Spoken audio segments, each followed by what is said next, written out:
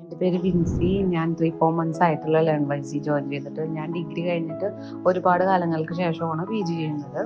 അതിൻ്റേതായ ഡിഫിക്കൽട്ടീസ് ഉണ്ട്. അപ്പോൾ ഇത് എത്രത്തോളം പോസിബിൾ ആവുമെന്ന് എനിക്കറിയില്ല.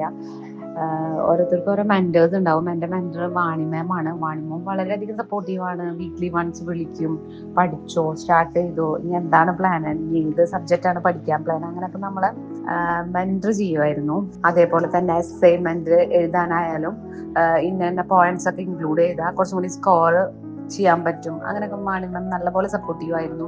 അതേപോലെ തന്നെ ഇപ്പൊ തന്നെ എക്സാം എങ്ങനെ എഴുതും എനിക്ക് ഓർമ്മ കിട്ടണില്ല എന്ന് മാമിൻ്റെ അടുത്ത് പറഞ്ഞു. അപ്പം മാം നല്ല ലാഘവത്തോടെയാണ് പറഞ്ഞത്, അതൊക്കെ കുഴപ്പമില്ല, ഡെയിലി വൺസ് വായിച്ചാൽ കിട്ടും, ഡെയിലി റിപ്പീറ്റ് ചെയ്ത് വായിക്കുക, അപ്പൊ നിങ്ങൾക്ക് കിട്ടും, അങ്ങനെയാണ് പറഞ്ഞത്. ഗ്യാപ്പ് ഉണ്ടാവും, ഇത്ര ഗ്യാപ്പ് എടുത്തോണ്ടാണ് ആ ഡിഫിക്കൽട്ടി. അപ്പൊ തന്നെ നമുക്ക് ഒരു കോൺഫിഡൻസ് കിട്ടും. അല്ലെങ്കിൽ നമുക്ക് ഇത് എഴുതാൻ പറ്റുമോ പറ്റില്ലേ എന്നുള്ളൊക്കെ ഒരു ഫീലിങ്സ് ആണ്.